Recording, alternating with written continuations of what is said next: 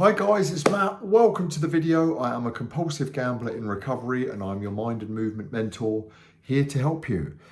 So today is the first video of this style that I have done since I have been over 1 year off of gambling. 1 year and 12 days to be exact. And that's put me in a bit of a reflective mood and got me thinking. And reflecting back on all sorts of things, recent times of recovery, my gambling time, how I started gambling, and kind of everything in between. And it's funny because in some ways it feels like a long time that I've been off, in some ways not so long.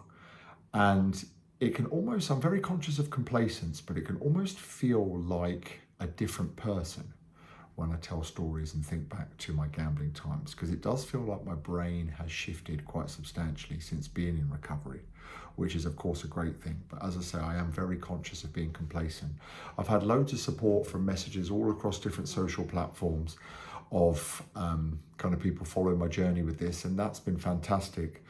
It's also been just very eye-opening just to how much of a problem gambling is in modern society when I speak to people from literally all four corners of the world who are really, really struggling with this cunning, powerful and baffling addiction. And I was thinking back to kind of when I started gambling, and I started from a very, very early age. It was definitely before I was legally should have been doing it, probably around about mid-teens. I've said before in these videos, it was just a ghastly combination of undiagnosed ADHD, putting my brain to use, not really finding my place in the world until a later age, the adrenaline and my love for sport.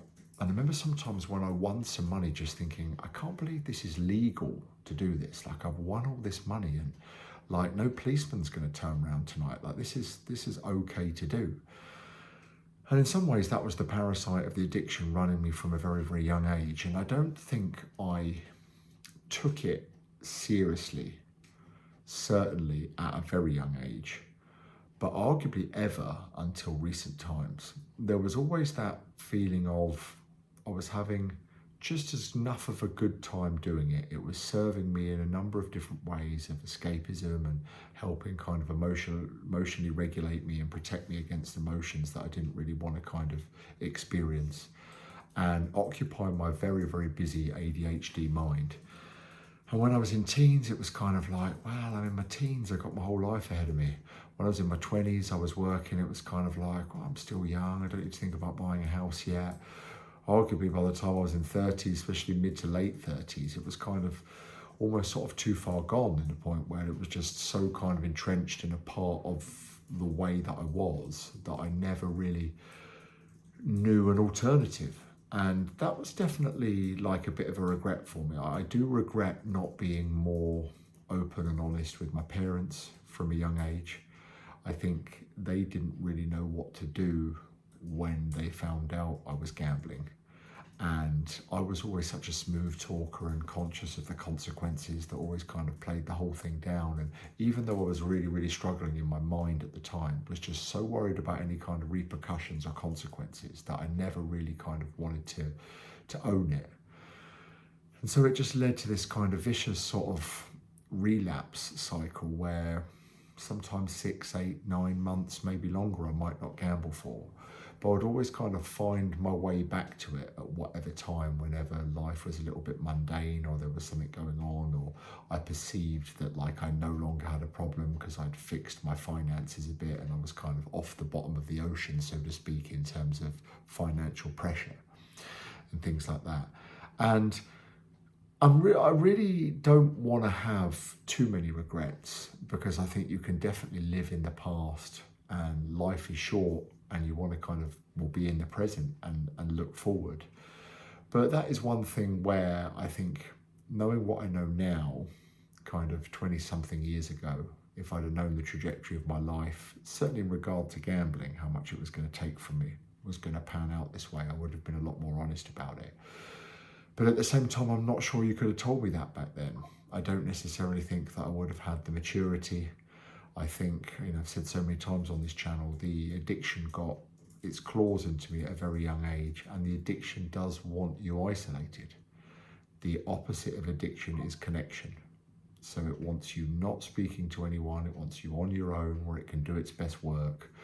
And the 20-something me was kind of thinking, this isn't that much of a problem, or I can sort it out at some point, or, I'm not really even an adult kind of yet. So these conversations about life and money and sorting all this out can just come much later. And it's really kind of like the procrastination of just kicking the responsibilities down the road, which I think was definitely led by the addiction that, of course, just wants to keep you in that state by any means necessary. It will speak to you in your own voice and use your own kind of personal circumstances against you. And that makes it so difficult. That makes it so insidious, makes it so easy to creep under the radar and to just steal time from you that you don't even know that you've got until it's kind of too late. It really is. And, reflecting back now, kind of 41 years young, feels good to be able to take a view, even with only just over a year under my belt, of kind of headspace being very different. Of course, there are people that struggle with gambling well into 40s, 50s, 60s and beyond. So it can definitely take a huge chunk of your life. And I feel like I'm not prepared to give it anymore. I feel like by doing this channel and other channels and talking about it and trying to raise awareness, helping to kind of reduce the shame around gambling addiction, but simultaneously educate about its potency at the same time, is kind of really kind of therapeutic for me to tell stories and feel like it's an extension of my recovery and how that I will be best led to continue being gamble free. I think there's a few things I need to do. I think it's definitely being honest on this channel. It's having a peer group of people who really are fellow addicts because they get it. Not isolating myself from non-addicts, but people who understand what you're going through and have kind of struggled and will discuss with you in a non-judgmental way. Definitely gives you like a form of camaraderie that's difficult to get in other aspects. That's why I really feel like there's a real power in connecting with people from the recovery groups. And it's understanding my own personal psychology on a continued basis, knowing when I would potentially be weak, doing daily habits and certain rituals. Again, as an ADHDer, I am a real creature of habit and routine. And it can take the smallest thing to be like the first domino that can lead into a chain of events that can almost, with no exaggeration, not be too far away from a bit of a meltdown. And as pathetic as it sounds, that could be just like a couple of late nights back to back that then lead me into maybe missing out on my exercise that I'm so passionate about and very consistent with, that then kind of dovetails into me maybe eating some of the wrong foods and just kind of being a bit snacky and kind of getting a little bit bingey and playing into that kind of dopamine Ferris wheel that my brain is very much inclined to be into, where I'm just kind of purely eating for stimulation and eating for my brain as opposed to any kind of nourishment for the body. And then that can make me miserable and a bit grumpy, and then kind of some of the thoughts, negative thought loops and sort of limiting beliefs creep in that can kind of make me feel a little bit glum, and I get a little bit short fused and sort of bad tempered, and again the sort of the emotional dysregulation kicks in, and I get a bit glass half empty and almost a bit sort of like what's the point, like a bit kind of nihilistic about life. And that there really is kind of a recipe of what could culminate in like a relapse for me. Again, sounds so innocent to start with, like, God, you've just gone to bed a little bit later on a Saturday, it's no big deal. And that event in isolation absolutely wouldn't, but I'm just very aware of kind of how I work now.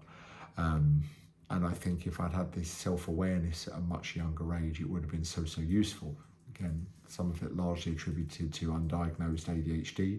And there was a lack of maturity around me back then that, like, even if you could have brain dumped all this knowledge into me 20 years my junior at maybe 2021, I'm not sure I would have necessarily done anything constructive with it. But I suppose that is aging, that is wisdom, maybe as they call it, that is maturity. So it feels great to kind of be here I've mentioned on this channel before, my last 3 relapses have all happened in October. And there's always something a little bit about that change of scenery, change of seasons rather, moving away from the good weather and the longer daylight hours into sort of a bit more of glum of the winter. I don't want to kind of let myself off the hook with that, but that's definitely been a bit of a pattern. So to kind of come through October this year, and now here we are approaching kind of mid to end of November, going into like a festive period, what for classically I would just be up to my neck in gambling.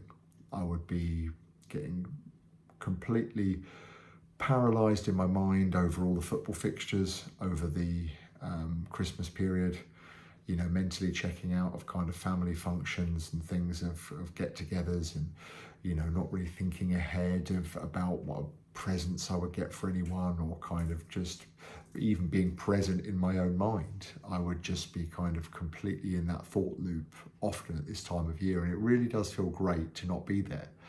So a little bit of a recovery update from me, going well, and yeah, I think it really has opened my eyes recently with some of the other shorter form content that I've done, just how many people struggle with this. I say it a lot, and I don't like it every time I say it, but I say it because I believe it's true. I can see problem gambling or gambling addiction being one of the biggest problems in society in as little as probably the next 9 to 12 months. And trying to raise awareness through this channel. So if you know anyone that's interested in these kind of topics, please feel free to share this video with them. Comment on the post, I respond to all the comments, and if you can subscribe to the channel, it just helps me reach more people, like I say, about a topic I am incredibly passionate about. So thanks so much for watching, and I will see you in the next video very, very soon. Take care. Heyo!